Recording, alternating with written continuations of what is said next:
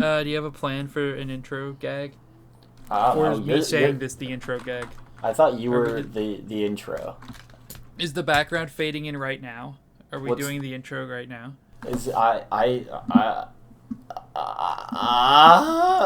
we at the part now where I say hello, everybody, and welcome to Marvelocity, a show where we talk about the entire run of the MCU, both movie and television show, and rank them? And that my name is Aubrey? Well, that'd be crazy because then I'd have to say that my name is Jackson. And in theory, we'd have to talk about Iron Man. Jesus, there's fucking massive thunderstrike outside my window. We're talking about Iron Man 3. I'm not cutting that out. Yeah, we're talking about Iron Man 3, you know? This is Jenna the end of an Ortega's era. in it. That's how you know it's the best one. That's the first thing, because Jay, my brother and his partner walked in halfway through watching the movie, and she pointed at the screen and said, "Oh my God, that's Jenna Ortega." I was like, "How do you know that?" She was uncredited. I don't know how everyone knows that. Because you see Jenna Ortega, you go, holy shit, Jenna Ortega.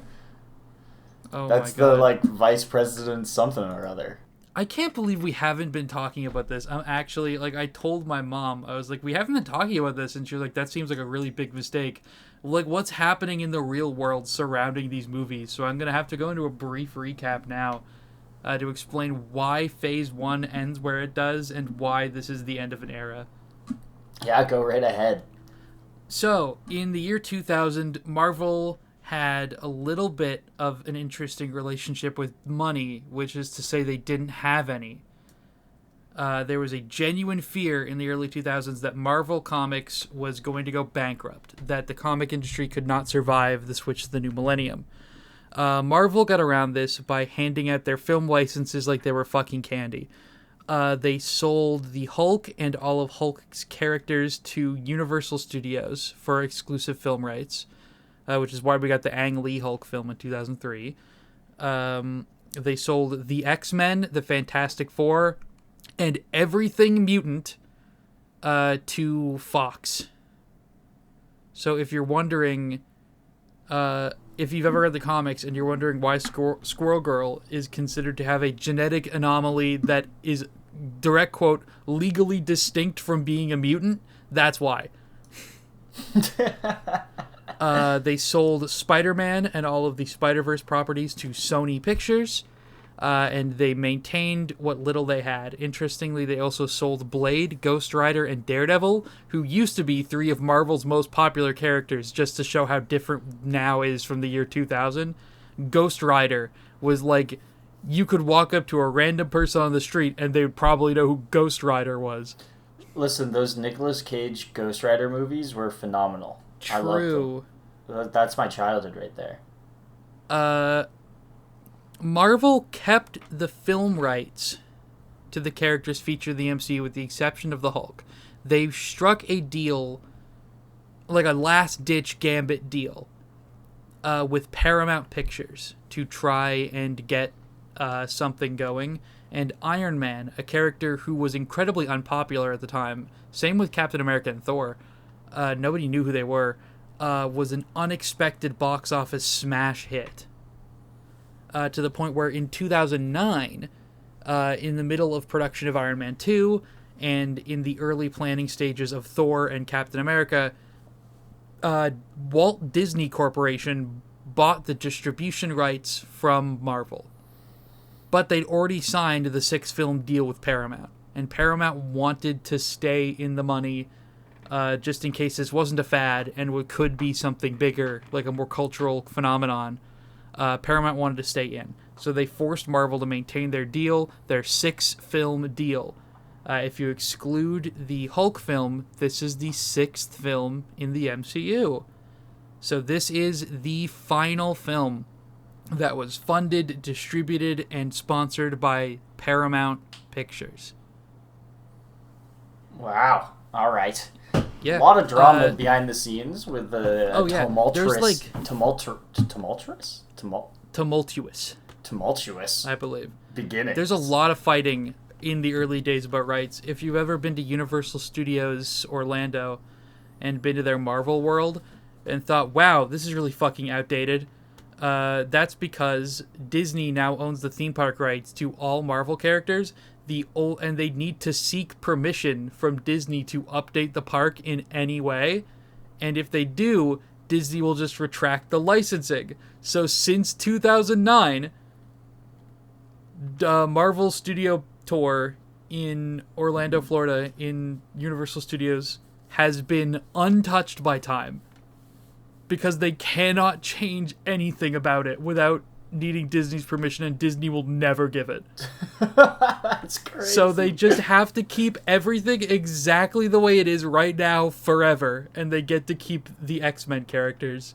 And that's how it is. And that's so funny. Unrelated to Iron Man, but I wanted to talk about the theme park thing because it's really funny. So Iron Man 3, final film produced under the Paramount Pictures brand. And, you know, I'm sad to see it go. It was a fun era.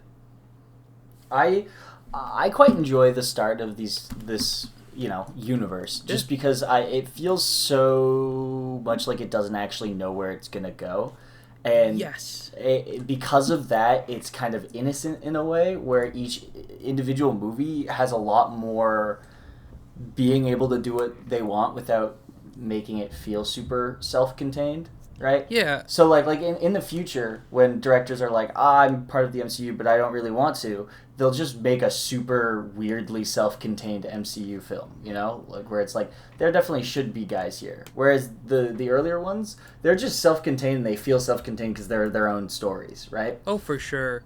And I kind of dig that. It's why I like the original Iron Man. It's so low to the ground. There's no other guys. There's just no other guys in the universe yet. You don't got to worry about them. This might seem crazy to say for a movie where a man put on a metal suit and fly and the literal Norse god of thunder is here. But there's something... The Paramount era of films feels more grounded in reality to me. Like, they're less fanciful than what we get, especially in Phase 3 and certainly in Phase 4. Like, the Phase 1 movies are... feel more realistic in a way, more character driven, more like darker, kind of grittier. I will say, I think a big part of that is just the fact that they're so grounded literally on Earth and Earth things. And, like, not even just Earth things, like, for the most part, it is just like, this is a problem for this town. While it may have bigger implications or maybe actually is an earth-shattering deal, a lot of these storylines are very much centered around the planet we live on and deal with things that we are familiar with. Once we start getting into, literally space, because we are very quickly approaching space-time where everything has something to do with space half the time, then it becomes much less grounded, literally. I mean, just compare, like, the power levels of the early villains as well, like Obadiah Stane and Loki and Red Skull and Aldrich Killian, who we'll talk about, compared to, like, Thanos, or even one of the, like, the lower level villains, like the goons from Doctor Strange could probably fucking kill all of these Phase 1 villains by themselves. Without any help. Easily. It's no an diff. interesting Speed it's an blitz. interesting era, and I'm sad to see it go. Well, I guess we should give a small little plot summary then of this movie. Are we going to start with timeline, or are we going to start with plot summary? I'll talk slightly into the plot summary, and you can place the plot summary pretty much places it into the timeline, just because I've got a new framing device for the timeline part, so we can. Okay. We can, do you want to do that now then? Yeah.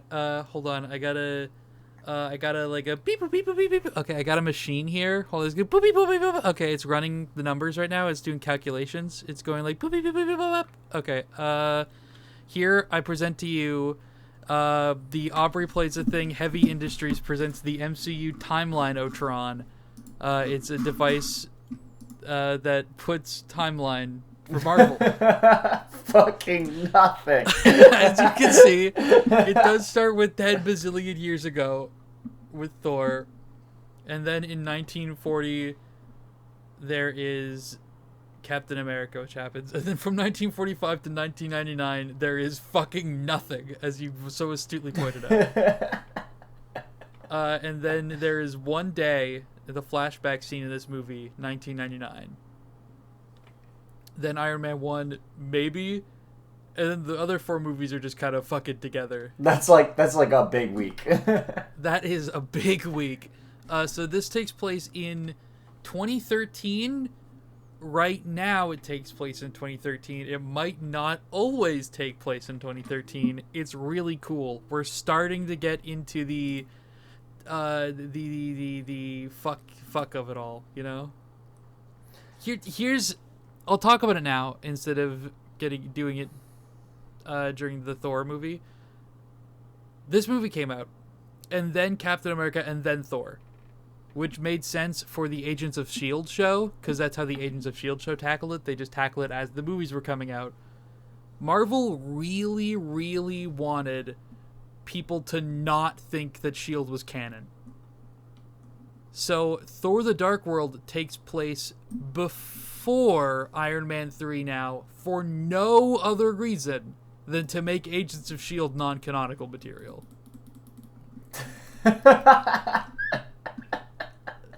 So there's that. So it was really fun researching this timeline. I already want to be dead. I can't wait until we're a year in, and it's a nightmare. I would love to see even 4 more movies added to this timeline. It's gonna be a fucking mess. Okay, perfect. Beautiful. Anyway, plot summary. Yes, As you can see by this lovely timeline, this movie pretty much follows up after the battle in New York, right? Roughly 1 year. Roughly something, whatever it is. But since then, obviously, with Tony's great heroic sacrifice in Avengers, but then coming back and now feeling very not grounded, very clearly has severe PTSD or anxiety, whatever you want to call it.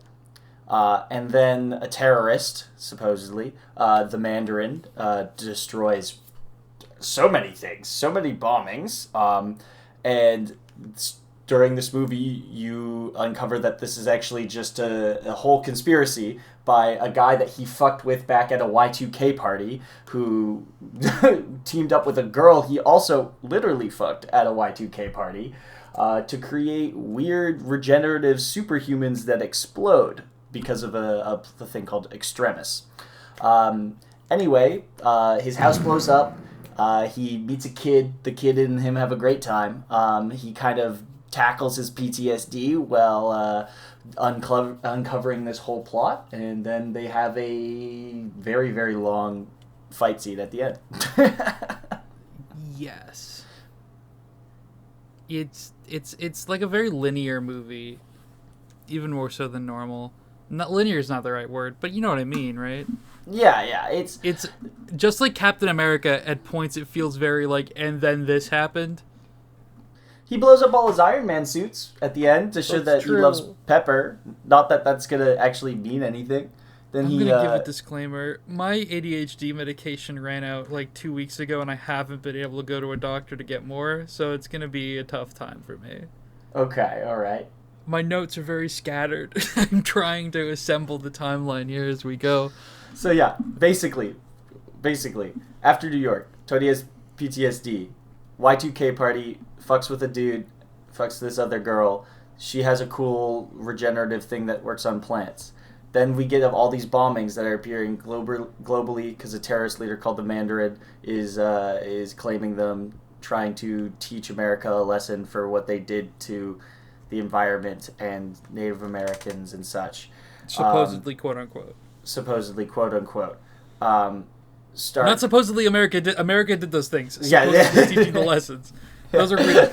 Anyway, Tony teams up with Harley to investigate the explosions. Finds that they weren't caused by traditional weapons. Then discovers this, explosive extremis serum.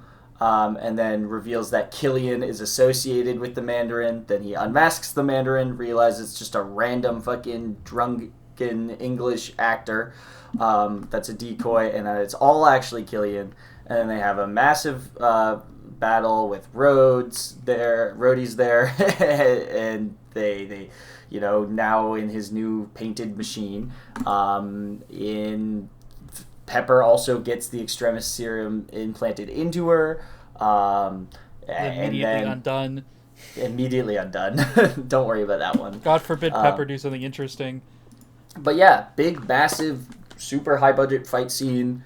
And then Tony blows up all his suits, gets shrapnel removed from his heart, fixes Pepper, and then says, like, you know what? I'm all good. Everything's great. No more PTSD. Which is how it works. I've heard. As someone who's had panic attacks, that's how it works. Yeah. So do we want to get into the writing of this? Let's get into the writing, because I have some things to say. Because this is a show where we talk. The thing I have to say is this film is very, like, detective noir almost. It's like a detective story. It's like a Batman story, really.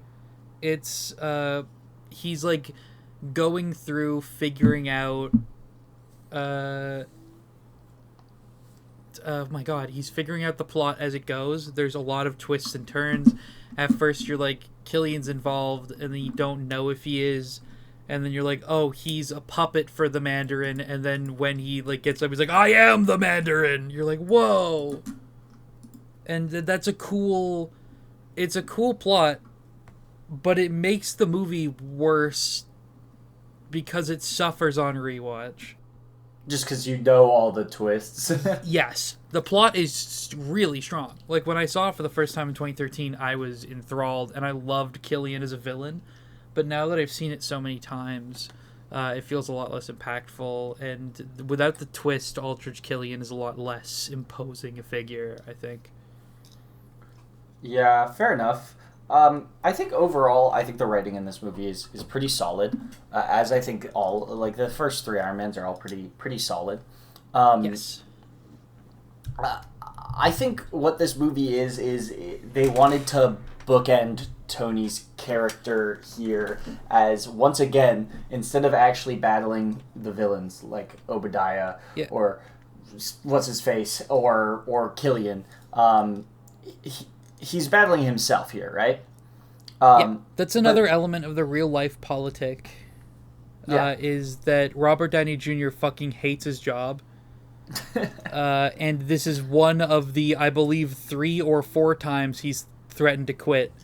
So they had to bookend the character in a way that felt natural, just in case he didn't come back for the next Avengers movie, just in case they couldn't get him after that. That's why they never made a 4th Iron Man movie, because they did not know if Robert Downey Jr. would actually want to. So they did have to, like, try and bookend the story in a way where it would make sense if he stopped being Iron Man, but it would also make sense if he came back. And I think working with that limitation, they did a pretty good job. Yeah, I think I do too. Like, I think before we were challenging his ego, his hesitancy to, become emotionally close with people. And this time, you see that it's actually less so about necessarily, like, he's able to open up to people and be close with people emotionally. And he's able to kind of put aside his ego and admit when other people are right. But even though he can do all those things, he's still Tony Stark. And when he thinks something is wrong with him, he thinks something is mechanically wrong with him, right? He thought he was poisoned. He thought he was whatever. But what he's really dealing with is being anxious and feeling like a man in a tin can out of his depth. And I think that's a very interesting way to write an Iron Man film. And because of that, I found this one to be kind of grounded and fun in a way. And I enjoyed how much time he spent not in his suit, right? Yeah. Like, he spends the entire first part of the movie building all these suits, and then they want to hammer home that he's just a man, and so they spend all this time where his suit is broken, and then the kid is like, well, you're a mechanic, right? Just build something. And then he doesn't need the suit. He's got gadgets and guns and everything, and he can do whatever he wants without the suit. Of course, the suit comes back in the end, but it was a strong choice. It's cool. I liked it. I liked it a lot how they did that. I will say, this movie plays a lot with mental health, and I think I've said it before, but I have that. I have problems with mental health stuff. As it's as fun an idea as it is to give someone like Tony Stark, like this narcissist, this guy who thinks he has it all figured out, to give him like a panic attack is a really good narrative decision. It's a really cool idea. I just think they didn't do enough with it. He also recovers from them like really quick. Yeah, the thing is, I think the actual depictions of them, like, I think writing wise it makes sense. I like it. I think I hate to say it because I love Robert Downey Jr.'s acting quite a lot, but I think he very much struggled to have a panic attack while also still playing the guy who is snarky, million one-liners, and knows everything. Meshing those two things is it's a cool thing to do, but it's a very difficult thing to actually act on screen. So he had to seem like he had no physical capacity and needed to run, thought something was wrong, but while still, like, you know, not showing vulnerability, which I think he did, and he portrayed it well, but I think it was a little... It misses the mark because I don't think he visually looks like he's having a panic attack at all. Yes. I will say the second time it happens, because it only happens twice, which is also like why I'm saying like they didn't do enough with it. Second time it happens when he's in Kansas is not good.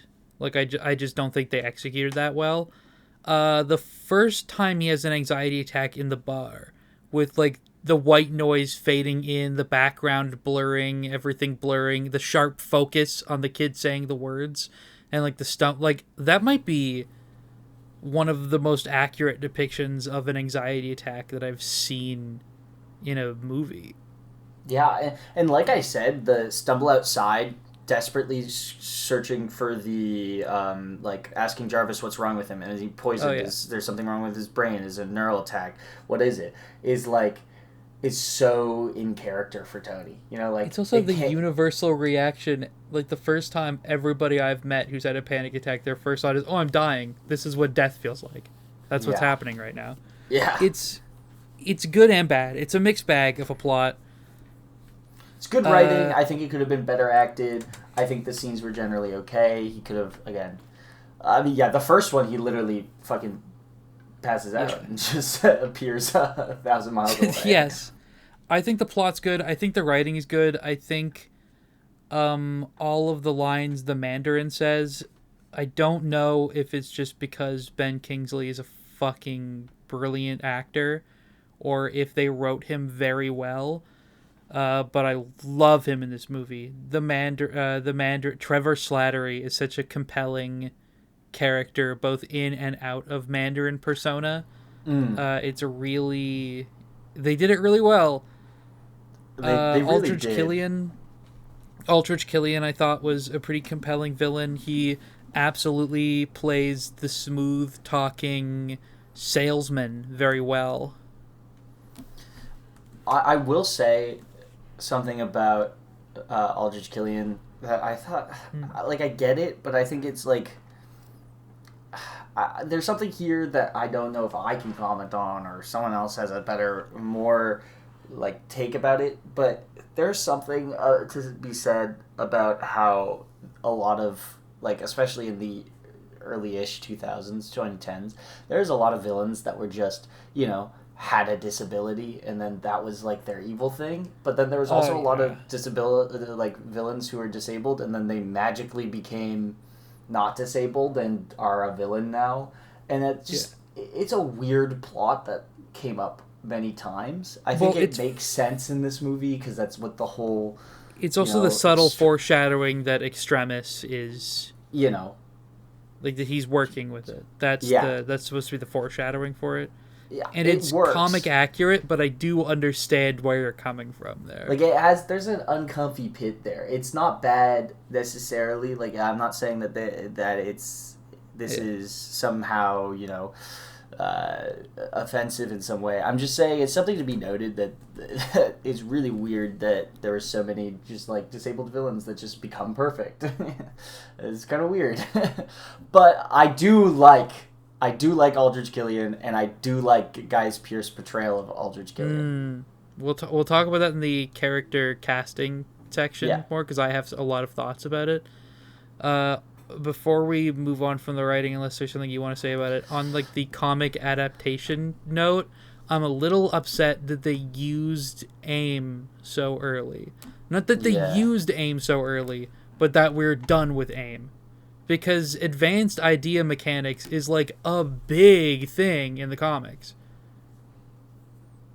Like Hydra level, like everywhere, constant force, and now we're just done with them. We barely even sat with them, and we're done with them now. And it feels a little anticlimactic, honestly. Yeah. To set up AIM and Aldrich Killian and to be done with them so fast. I get it. Yeah, they had to bookend it, right? At this point, Avengers came out. The cultural phenomena was still going. Disney and Paramount didn't give a fuck because they were about to wash their hands of it. Disney didn't know, and Marvel internal didn't know, like how much longer this thing would, how much the gravy train would keep chugging, or if it was about to suddenly stop. So they didn't want to set up like a massive universe-spanning thing. Just to never be able to make another movie about it. Because there does seem to be a real palpable fear in these next few movies that, oh god, what if everything we're setting up just stops existing in a couple of movies? Yeah. By phase 3, I think that fear is kind of put to bed. But for now, they are definitely struggling to be like, what should we include, what shouldn't we? And I get it, but it's kind of weak. Yeah, I would have to agree. Do you have anything else you want to say for plot and writing? I have a couple one-liners, but they're not. Yeah. Jensen mention. Yeah, I actually have that Jensen mentioned fire emoji in my notes. Yeah, I put Jensen mentioned and then 5 exclamation points and a :D.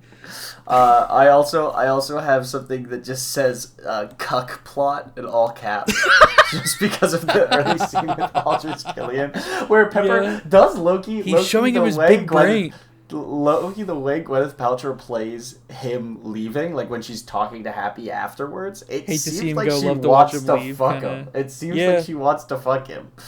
I also have sassy suit look, because I laughed really hard when the suit looked at her sassily. Yeah. Bro just has PTSD and Pepper is not being very nice about it. Yes. Oh, that's what I want to say. It did happen a third time. I don't know if this falls into acting or not, but the scene where they're in bed and Tony is like having a panic attack in his sleep and the suit like grabs Pepper by the shoulders. That is like such a raw, wonderfully acted scene from Gwyneth Paltrow. As much as I hate to give her props, both she and RDJ are very, very good in that scene. It's a very vulnerable, very raw scene, just because it's hard to be like upset with Tony there. Again, he literally just had PTSD. He's not been sleeping at all. Building all of these defense mechanisms and precautions so that he can try and sleep safely, and then he finally does get to sleep. He has a panic attack in his sleep, and then accidentally calls his defense squadron, and they grab Pepper, and he has to stop and save Pepper from himself, and then Pepper isn't going to be nice about that, but it's kind of, it's like, you feel so bad for Tony. It's like, Pepper, why are you being so mean to him? Hard to be upset. It's hard to be upset at Tony, but it's also not hard to be upset at him either at the same time. Yeah. It's such a good... Oh my... It's such a good scene. The comedy was mostly on point. There were a couple lines where I was like, I don't know about that one. I didn't write like a lot of like the questionable lines down, but I remember there were a couple times I was like, I don't know. I do have a little note that just says, I'm beginning to feel the Marvel. The Whedonism. Yeah, I'm beginning to feel the one-liners. They're not hitting as good. They're still there. Like towards the end, I was just like, I don't. Some of these aren't hitting, and they're just kind of awkward, and they make the plot a little bad. Yeah. Oh, what was funny?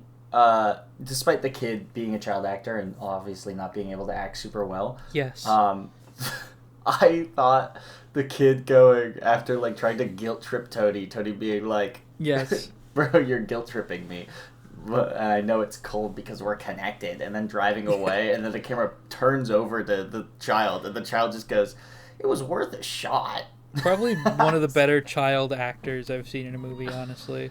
Yeah, still a child actor, but he did a pretty good job. It was so realistic because I've been around kids. It's so realistic, like what was that wormhole like? I don't know. Was it cold? Sure. Are you thinking about it? Yeah. Do you want me to stop talking? Maybe. I don't know. Just like that was such well written. It was definitely well written. So realistic, so good, and it was funny. And when he was like, "Oh, look, you done it now," and he stood up, he was like, "What did I say?" That's like so good, so real.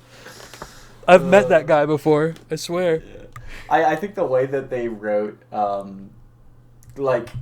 Tony to see himself in this kid and show how they are very similar, and then set up all that shit just to be to connect them in that way, show that Tony is a good guy and would be kind to children, and sees himself in the kid and wants to make sure that kid's on the right path and doesn't end up like he did. That was a fucking...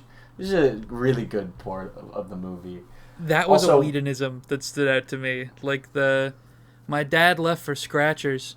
I guess he won because that was 7 years ago. No kid would fucking say that. No, yeah, that was crazy. Was so exposition written by ChatGPT type shit. I was like, oh my god. There's also oh god. What the fuck? Why would... I know why, because he had to, have it for the fight when he gets grabbed by Killian or whatever. I know exactly what you're talking about. In what world do you give a child a flashbang to use on his bullies? I don't know, man. An actual flashbang? It worked out. I'm pretty sure that would have blinded the bully if... I know he used it on bad guy with superpowers, but that guy would have gone blind. No, this is because Tony Stark learns from his mistakes. Tony Stark. He just knew to do mistakes. That. Yeah. I thought it's supposed to be cringe. The cringe line that stood out to me was, "You walked right into this one. I've dated hotter chicks than you." I was like, that's supposed was so to be funny. But it's funny. Also, the way he said it, where he was clearly like, "I don't know if I should be saying this, but here it goes. I need to get this off my chest now." That was oh god. So this is normally where a segment called the Continuity Corner would be, where I talk about funny retcons, but there aren't really any in this movie that I'm aware of. So instead, I'm going to use this to propose a question, the Die Hard question, if you will. Okay. Is Iron Man 3 a Christmas movie? No, not even. They marketed it like that. There's a lot of Christmas songs in it. Yes, I remember there being more Christmas stuff in it, because all of the marketing was like, "This Christmas, Tony Stark is getting festive," or some bullshit. When you made a bomb out of a Christmas ornament, that was like the most Christmas thing to happen. Yeah, that was about it, actually. But they sure like marketed it like it was a Christmas movie. Yeah, it's not a Christmas film. Nothing about this movie is a Christmas film. Anyway, speaking about the music that was in it and the sound design, I'm blue, da boo dee da boo die, da boo yes. dee. That's crazy opener. Yo, listen up. Here's a story. That's such a fucking good song. I can't believe that it's here. But yeah, again, the as is gonna be the case, I think music and sound design is pretty good. It's always the soundtrack good. This time. I thought it was written by Alan Silvestri. It was instead written by a man named Brian Tyler, and I think he did a pretty good job. I want your thoughts on this because the room I watched it in, there was a mixed reaction. Iron Man has a leitmotif. Finally, they gave one to Captain America, and they used it through Avengers, but they didn't really have any themes for any of the other characters. They gave a few notes to Tony Stark in this movie, like the ba da da da da da da da. Like they gave him a leitmotif. Yeah, I like it. Think about it. I love cool. The credits theme. I love the credits theme for this movie. It makes you feel dope as fuck, I think. I don't know. I think leitmotifs in general are just kind of like cool because I like both using it when the character is here, obviously, to denote that the character is here, but also just using it in different areas of the film to, mix and mingle. I like that. It's cool. I think everyone should have one.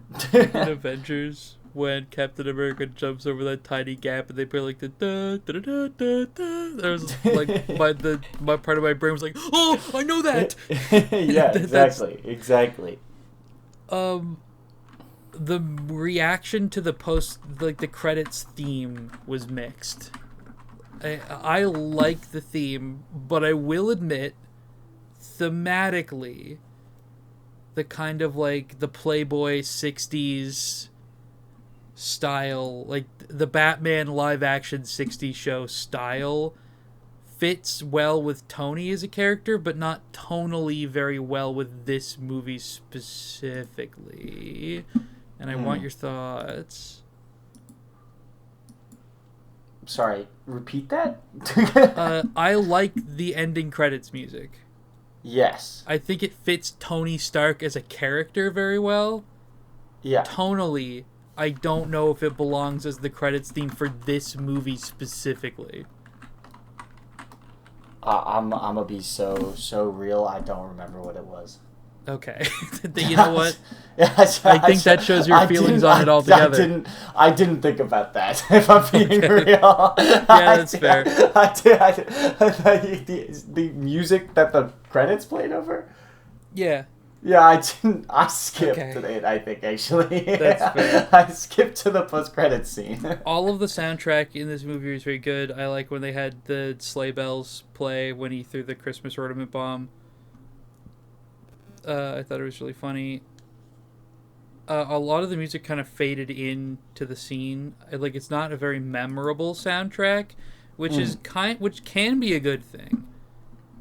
Like, you don't want the music overshadowing the movie itself, but it's not a great soundtrack. It works though. It's fine for it. It's certainly not bad. Okay. Yeah. So, but what about now? Here's the real shit: CGI, cinematography, and directing. Oh my god, the suit CGI. They knew what they were doing. They learned from the other movies, specifically I think Thor. They had a lot of the high octane CG scenes at night, like the final fight with all of the suits happening at night on a dark background. Very smart decision. It looks fucking phenomenal. It goes a long way to hide a lot of the imperfections. It fucking works so well. Mm-hmm. They show my favorite suit in this, put it on screen. The Heartbreaker is my favorite suit design, and it's on screen for a handful of frames. But that's fine. Yeah, I just think this movie, the way they made the suits look so good. Oh my god, just everything about it. It's I'm assuming that there was both physical and CGI oh, props for for the sure. suit. Just especially like when he's in the little cabin where he puts it on the couch. I'm assuming that was just an actual Yes. suit, but it looks great on him. I think the way they had like I found that when they do partial parts of the suit or the suit like going onto him initially is a big worry point because you have to Yeah. mix that human with the suit, and I really liked how they did it in this one. The I think crazy the thing. mix of CGI into prop into CGI into full CGI suit so cool, so Oh dope, yeah, and I think it all looks great. it works so Um, well. yeah, and I think Uh, the gags of the suits coming together and trapping people in the suits and putting people in the yep. suits is really cool. I like that. The craziest shot to me, the skydiving shot was real. The What? skydiving scene was practical. They were real. They were a real skydiving troupe. He even references it when he says, just like that game Barrel of Monkeys, they were called the Barrel of Monkeys Skydiving Troupe, and they were real. That's crazy. Yes, that was a That's real so coordinated awesome. skydive maneuver. They all had parachutes that were green that were keyed out in the final production. They were actually filmed falling. As far as I can tell, Tony was a skydiver in a mocap suit that they mapped the Mark 42 onto. That's so cool. Yeah, no, it's That's so fucking so awesome. cool. I thought it That's was a so. green screen, but it's real. I think that scene, like they have so many really really epic scenes that show Tony being quick on his feet and smart and thinking smart. I think this movie shows Tony's intelligence very well. Oh yeah. It's just so cool. It looks so dope, and like the final fight, I think is a bit long for me. That's I'm what I want not to talk gonna about. The lie. fucking yeah, the writing. It's I forgot. They did one really clever scene where they show Tony's emotional intelligence. Where like the entire series, he refers to the Iron Man suit with like like it's an object. But then the first time that the Kit Harley, I think is his name, the Iron Harley. Lad, the first time he says, "Is he okay?" Tony immediately shifts and talks about the suit as if it's like he's like, "I take care of him. I'm the like he gets on his level like that immediately," and I was like, "That's such a good subtle writing technique for showing that he is absolutely a people person. He's aware of his surroundings and he can change when he needs to." Yeah, It was good. I think the relationship between Harley and Tony is a big selling factor of this film. I'm The sad that we never got mystery, it expounded upon. yeah. Well, you know what? I think it did. I think in my mind they went, you know what? I really like this. Let's pick that up and put it in a little box and grab bits out of it when we need to write Spider-Man. You're right. He was at his funeral that one time, So and true. it was so confusing that a billion Think Piece articles were like, "Who is that random fucking kid at Tony's funeral at the end of Endgame?" No, it's it's great. just Harley. Oh, it's good. Spoilers. It's good. The CG fucking wonderful, cinematography So good. fucking wonderful. Final The fight directing- looks huge. Love all of the suits in the sky are quite good. I feel like they didn't really know what to do with Rhodey. No. Iron renamed to going from Iron War Machine Patriot. to Iron Patriot is what it's gonna be like when we have Yeah. a president that isn't Trump Yeah. and they have to And rename the Department of War to Yeah. It doesn't even make fucking sense because in the comics, the Iron Patriot's Norman Osborn. Yeah. So like, why? Just to make But- the joke that Iron Patriot sucks because it does. But it's kind of funny because it does low key. I think the time it came out, right, there was a lot of renaming occurring and changing of statues and flags and such to and I think that's what the joke Yeah. was. I think I'm- they were. I- Do you think they were making fun of the people wanting to take down Confederate flags. No, I think so. Like, for example, when a particular high school changed their name away from an slightly offensive term to a less offensive term, and that went everywhere. Like it's like that sort of thing. Where like sports teams changing their logo to try and please the public. The Washington they're football not, team. They're not changing anything else. They're just changing the name to try and make people feel better about it. The Washington football team. Yeah. It's that's I don't know, man. Who knows? I think you know what? The fact that the government does have an Iron Man is really troubling, and they never talk about it in these movies. Well, they have an Iron Patriot. You'll also notice that by Age of Ultron, he's just War Machine again. And they've scraped off all the paint. So I don't know what the point was. The point was to please the public because Aldrich had been painting the U.S. government as some evil entity that hates Native Americans and is ruining the environment. Oh wait, they are doing that. Uh-oh. Yeah, good thing that America would never start a pointless war. Anyway,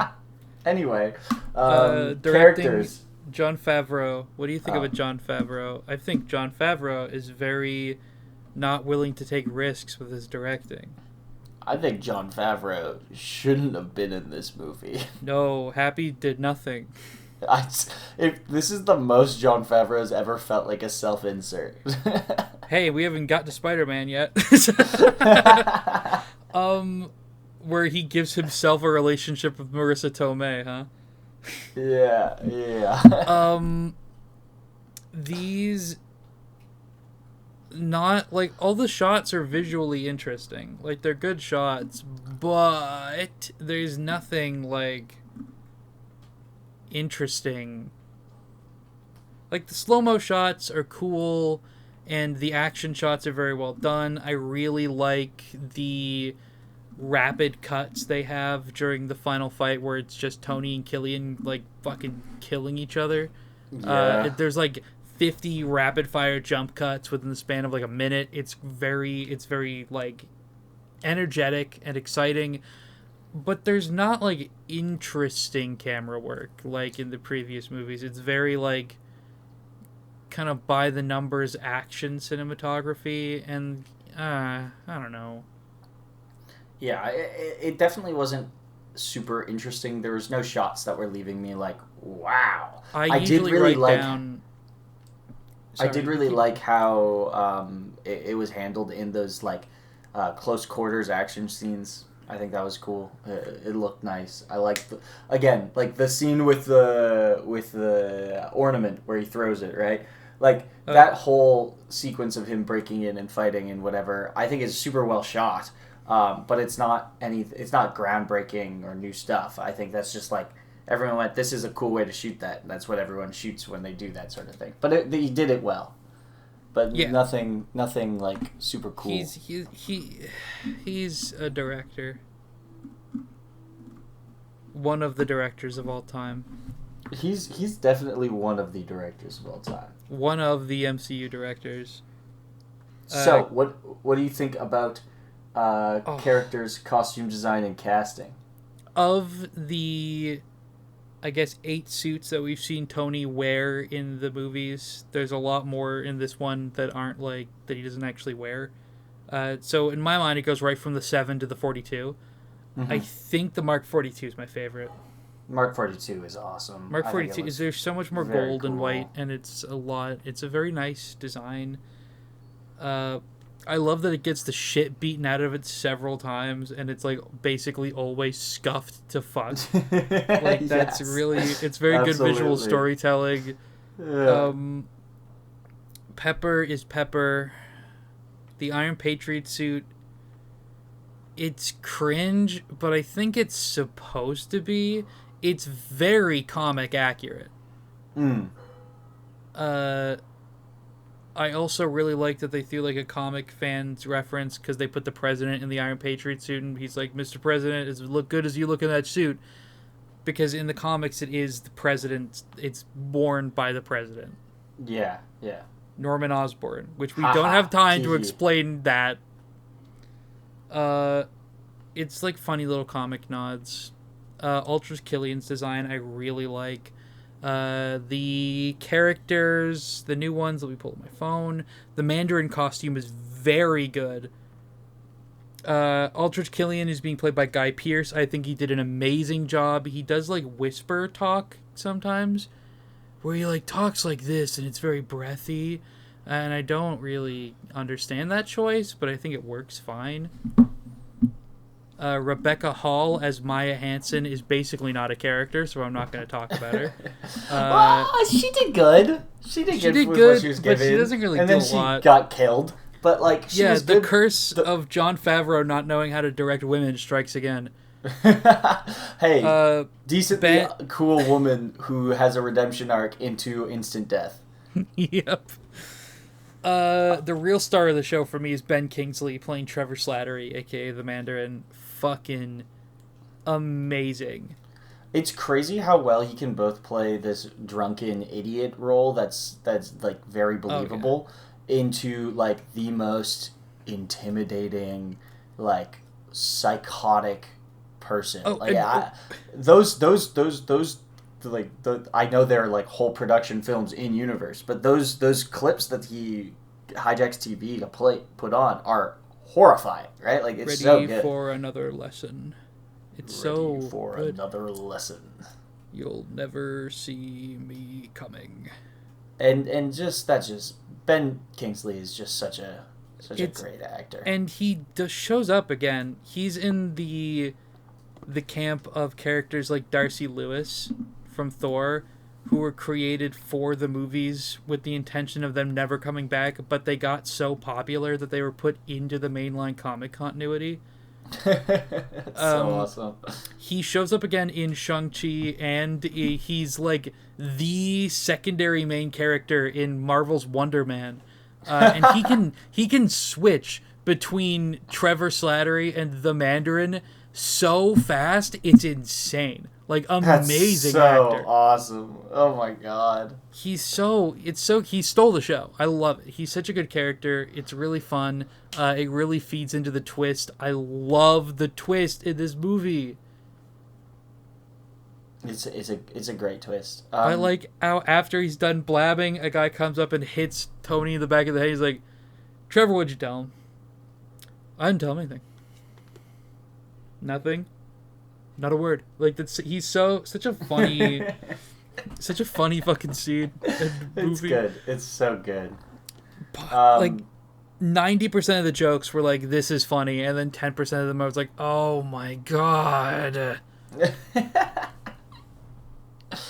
Yeah, it was the comedy was pretty 50-50, but I did enjoy overall the characters, costume design, and casting. I think the casting choices were great.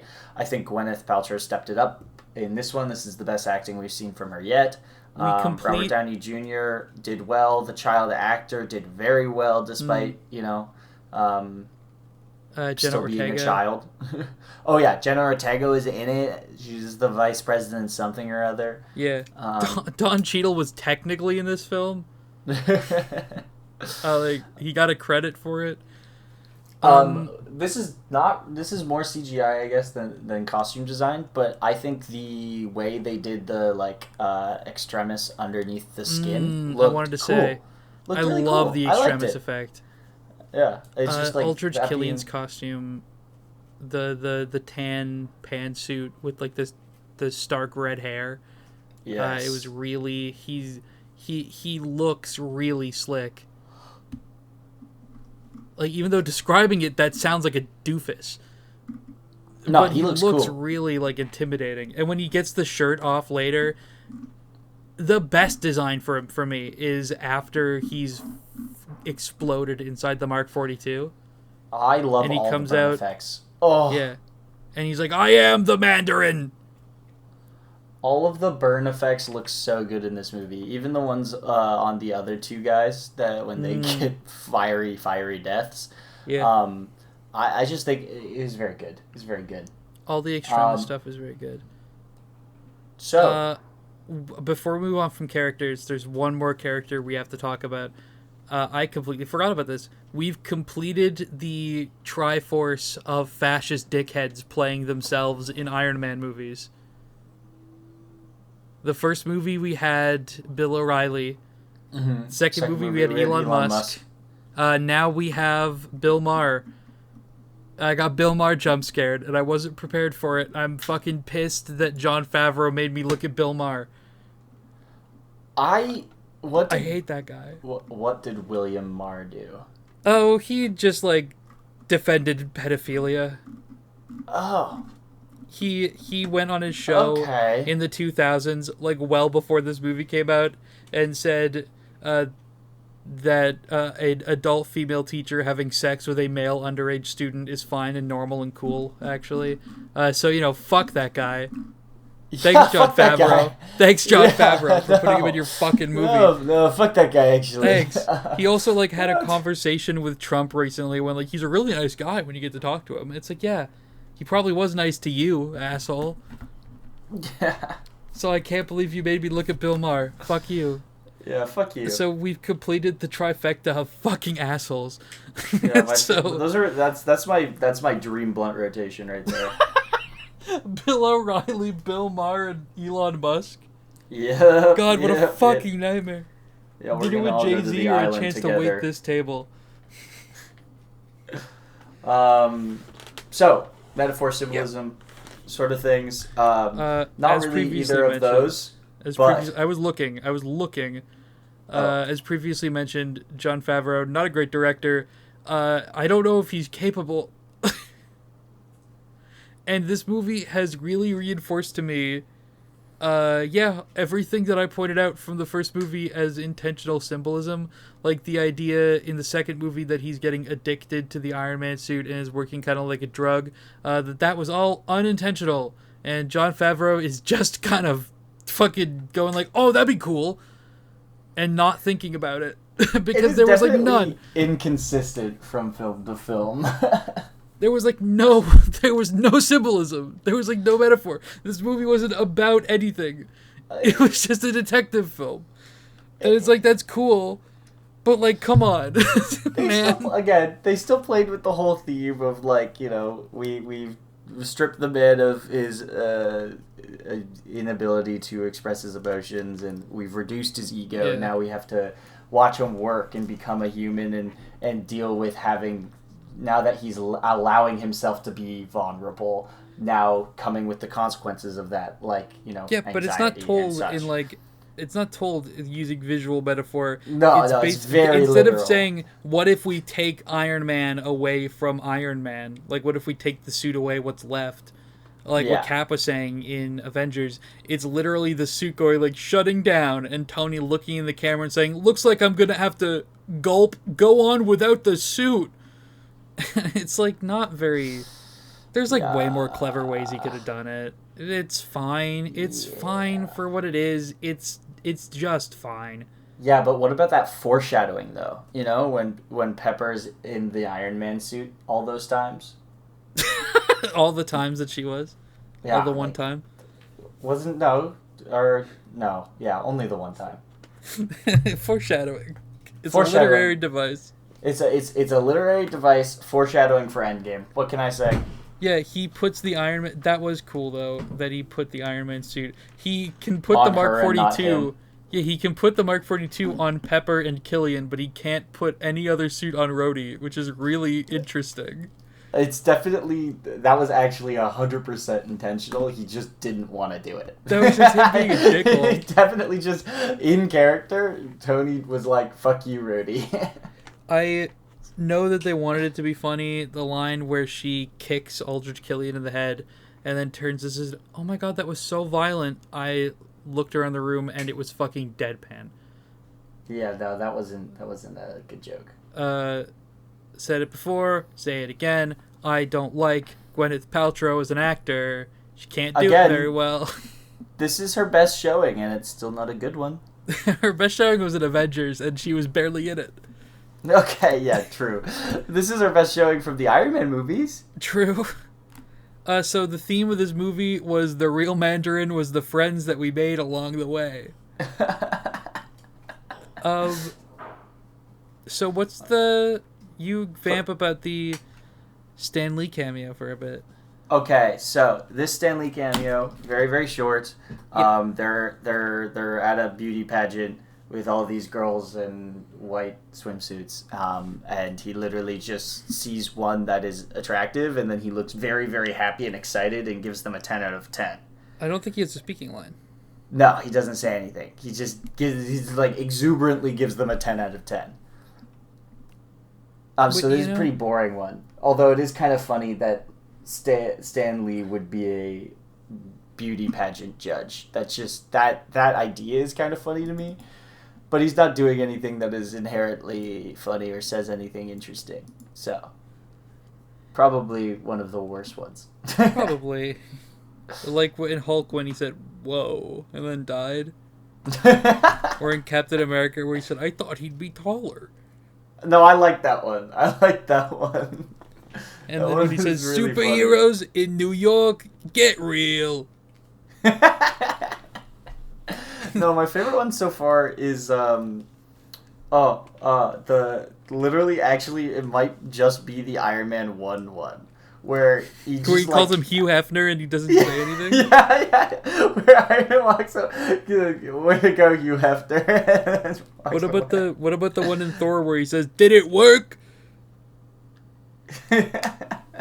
How would you rank it? The Stan Lee cameos. I actually can't rank the Stan Lee cameos because I feel like it depends on the day. You know? That's so fair. Because I do have a favorite, but it's not for a long time. Post-credit scene.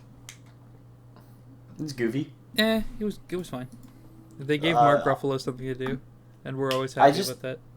I think it's, in Avengers, I talked about how much I enjoyed the Tony and Bruce dynamic, where Tony is both like trying to get Bruce out of his shell and be nice and befriend Bruce because he respects him and his intelligence, and the problems he has with his, hulking out, and Tony's, heart stopping. I really like that, and I think this is just kind of like more of a depiction of that. Yes. But it's also kind of like, damn, Bruce, you're being kind of mean. I do like the idea that Bruce You're falling asleep. This man's pouring his heart out, and Bruce is like. I really liked the gag. I must have dozed off at some point. When did I lose you? Like Helsinki, 1999. So all of it. You missed all of it. The fact that Tony was so like obsessed with himself as well that he didn't even notice for like an hour. That's like so funny. And then he launched into another tangent that would have been like Iron Man 4, where he's like, "Oh no, that's when the real damage started. Hold on." A nanny when I was 14. Who's ever heard of that? It's such a good gag. And that's what you want from a post-credit scene. That's what you want from a post-credit scene. That's what I want. That you like the goofy, not setting up for the next movie type of scene. I do. The teasers for the next movies, I think, oftentimes either will become non-canon, become less canon, or constrain the director of the next film in a way that is not fun. Yes, like how James Gunn did it to himself with Guardians of the Galaxy 3. Yes, exactly. So I think these like goofy things that just kind of show characterization and what characters are doing when, maybe we don't need to make a movie about this is fun. I enjoy that. The shawarma scene is great. Like, it's so awkward, but it's so goofy. And then this one is the same sort of way. I think it's a goofy. We want opposite things because I love like the ones that do a little bit of setup. I think the setup is fine as long as it's minimal and still hype. And as long as it pays off. Like the one in like the full on showing Thanos was why'd they do that? Yeah. I get it. I understand where you're coming from. Critical reception. This movie was received very Well, you know what? Let's put it into perspective. Screw IMDb, screw Rotten Tomatoes. let's go to what the new kids on the block are doing and look at the letterbox review. Oh, Christ. So Iron Man 1 has a 3.8 on Letterboxd out of 10? 5. Out of 5. Iron Man 2 has a 3.0, and Iron Man 3 has a 3.1. Oh. So critical reception of the modern age is saying that Iron Man 3 is about 0.1 better than Iron Man 2. The critical but reception... Nowhere close to Iron Man 1. Critical reception of the time is that Marvel was starting to lose their luster. Like, Paramount was not sweating as much over losing the deal because Iron Man 3's box office numbers, and specifically critic reception, not audience reception, but critic reception, told the tale of a franchise that was going to begin its slow decline, which now we know is not true. Yeah. But Iron Man 3 was generally received rather poorly, all things considered. Iron Man 3 was directed by Shane Black. Yes. I don't know who that is, but I'm sure that you've... I didn't realize that it was directed by Shane Black. Who is that? He's just this was his first film. Oh my god! Not like there's first, a couple MCs like that, but it's like he made his directorial debut. No, it's not his first film, but it's his first film of any note. Yeah. But then he went on to do crazy shit. He did The Nice Guys, which again isn't actually crazy shit, but and he did The Predator. Interesting. Yeah. Before we get to the ranking, I want to go over just a couple of the miscellaneous notes that we didn't talk about. We got a lot of it down. Yeah, I think we got all of my notes except for one. A lot of people say that Star-Lord said the first curse in the MCU. If you don't count things like damn and hell, which I don't. That's not true. People, I think, forget the time that Tony Stark called this random 14-year-old boy a pussy. Which happens, dads leave. No need to be a pussy about it. Here's what I need. That's the real pussy. Don't be a pussy about it. The real first curse word. People's dads leave all the time. Don't be such a pussy about it. That's the real first hardcore curse word, as far as I'm concerned. Chris Pratt once again taking an L. Oh my god. Okay, so the ranking board. Yeah. Yeah, you might hate me for where I put it, honestly. Do you want to go first? Sure, I'll go first. So, obviously, I have my number 1, Iron Man. My number 2, Avengers. My number 3, Captain America. And then, honestly, it's quite the toss-up between Iron Man 2 and Iron Man 3. I'd probably put Iron Man 3 above Iron Man 2. Interesting. But interesting. As far as if I was to give this movie a rating out of 5, I would give it 3 oranges out of 5 mandarins, you know? True. Okay. As much as I'd love to say otherwise, because I was a hard defender of this film when I was in, when it came out, because all of my friends hated it. And I was like, the fuck you, it's my favorite one. It is certainly not. I think I'm going to put it above Iron Man 1, but below Iron Man 2. That's crazy. I think... That's such a crazy ranking, bro. And let me explain what it comes down. Let me explain what it comes down to. It's entirely the villain. I think that Ivan Vanko is the best villain of the trilogy, and I think that I like Killian just a little bit more as a character than I like Stain. And I think that's... no, I'll put it below Iron Man 1. Okay, thank God. It's still good. It's still good. It's close. I think it's close in my mind. Ugh.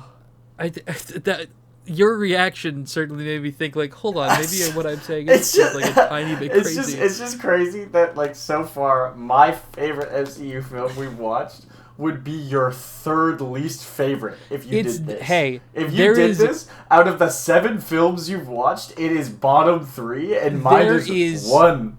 That's 1. Iron Man 1 is 1. There is a valley between Iron Man and Thor that is not depicted, and there is an equally big chasm between Thor and Hulk that is not depicted either. Like, they're not close to each other. I like how we have on mine where Hulk is in front of Thor just because Hulk is at least you could laugh at that shit, and Thor is just boring, so I put it as worse. Yes. Every time we talk about the ranking too, you switch what order Hulk and Thor are in. Like, you've made me, every time I edit one of these, I have to go through and be like, okay, where did he actually put it? Because he keeps saying the wrong thing. So I think that those 2 movies are just bad to you. They're very, very terrible. At least Hulk is kind of funny sometimes. And remember, they did that symbolism thing where she went from white to black. True. And Stan Lee said, whoa. Whoa. What did he say in Thor? He said, did it work? So what's your rating out of 5 then? 3. 3 out of 5. 3 Tonys out of 5 Tonys. 3 Tonys out of 5 Tonys. I don't like that. That's the... a good... no, for the third one, that's what it is. I'm going to switch it to 10 because I think 5 is needlessly restrictive. I'm going to give it like a 6. So it's the 6 same out rating. of 10. Yeah. So the exact same rating. Yeah, but I hate... the same rating twice. Yeah, but I hate 5 out of 10. I hate out of 5. So we're going out of 10. Yeah, but that's how Letterboxd does it. Yeah, well, Letterboxd can suck my nuts.